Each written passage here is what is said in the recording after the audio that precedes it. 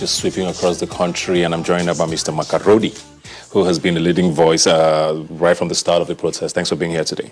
I want to talk demands now, because it looks like that's been the crux of everything. You know, government seems to say, okay, what do you people want? They've said send representatives over and over, trying to set up panels with young people. Young people are saying, these are our demands. What are these demands? Because what do you want to see from governments that you think would show you that there's some level of action coming from them?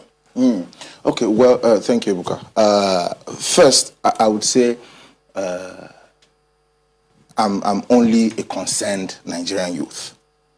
Yes, maybe because one or two people know me, it might look like, okay, Macaroni, you will see his face. But I'm just as concerned as every other Nigerian youth is concerned.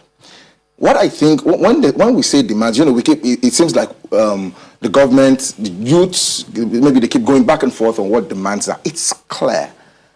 What do you even do? What do you do in situations like this? Show a sign of good faith. Good faith.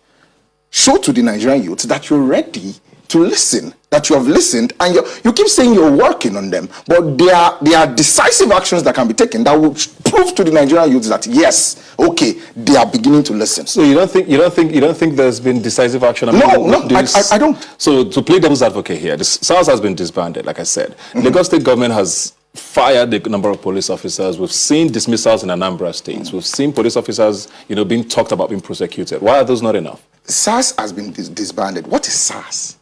SARS is, forget about the special anti-robbery squad thing. SARS is a menace.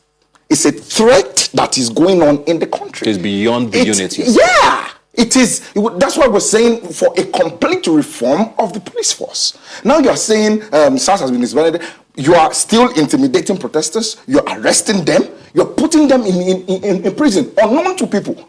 So, for instance, the case of Ojabi, there was Ayorinde came up.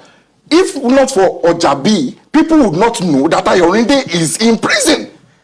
And the people that were going, the lawyers that were going, the police officers, they kept denying that nobody like that is there. So there's so much impunity, and it reeks from the very top. So you find us, we are saying we are tired of these things. The things that we are tired of is still the same thing that you are doing. And you want us to believe that you're listening to us? You say there's going to be a reform, a reform is in progress. Who is supervising this reform?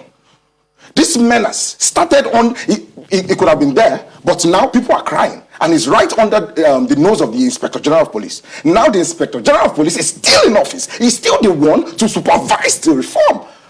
Are we joking here? Like I was talking with the guests earlier on, these demands seem to be snowballing into other things.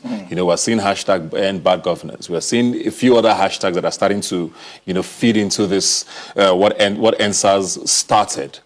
Do you think meeting these demands will get Nigerians off the streets? Well, like for right now, I'm not the spokesperson for the Nigerian youth, so I cannot say whether whatever the government does now is going to get the youths off the street. One thing I'm certain of is that I'm a Nigerian youth, and I'm going to continue to use my voice to speak about these issues. Now, we're talking about the government meeting the demands, and maybe later then they are snowballing into other things. Why not meet these demands first? Why not begin to take action? Why not start doing? We're protesting.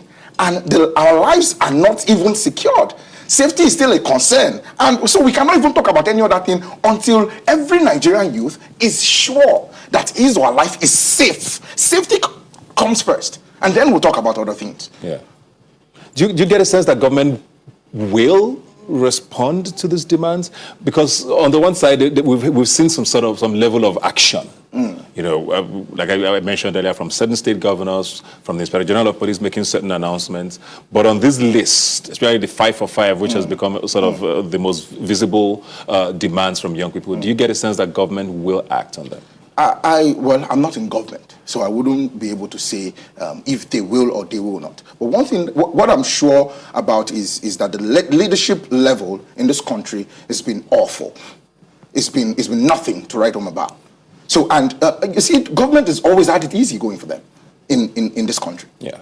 a lot of recklessness, a lot of corruption here and there, and it's been easy. Nobody says anything. I mean, you come to us, you tell us snakes swallowed something million, and everybody will just laugh, and and we've been so used to it. We've been so used to impunity, such that if a governor or president or anybody fixes a road, we will be like, you did something. Are you kidding me? It's your job. Do it. That's why you're there. So I won't be able to say whether that will get. But can they even start by doing something? Yeah. Can they start by actually doing something?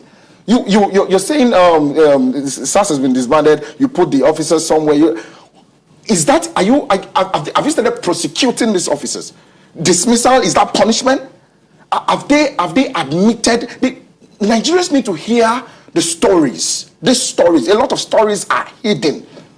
They are hidden. Nigerians need to listen to the atrocities committed by these officers.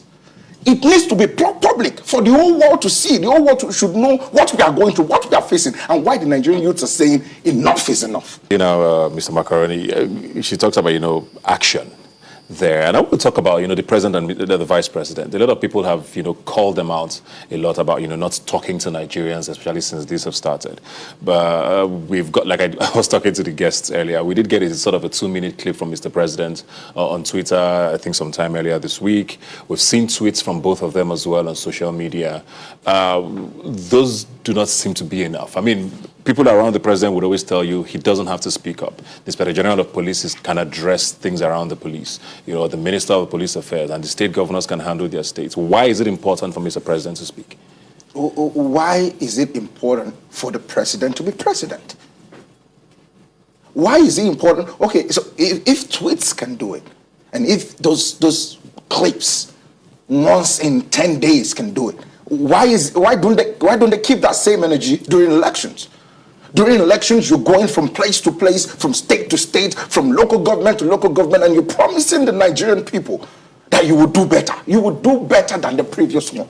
So when we are in a state as this, where your people, those people that you have promised to take care of, are crying to you, you have no business sending tweets to us.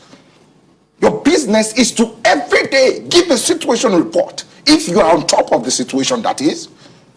If you are actually on top of the situation, every day you tell us something. These are the steps we're taking. These are the steps that we are taking. Tomorrow, this is going to happen. Next tomorrow, this is going to happen. Today, this is what happened. But you're there sending tweets, telling the people to calm down. Is that how you were elected into government? So, people need to see. I need to see. They need to wake up. They are used to sleeping. So they should wake up and talk to the people. Only then I'm answering when all of this, I think, would stop.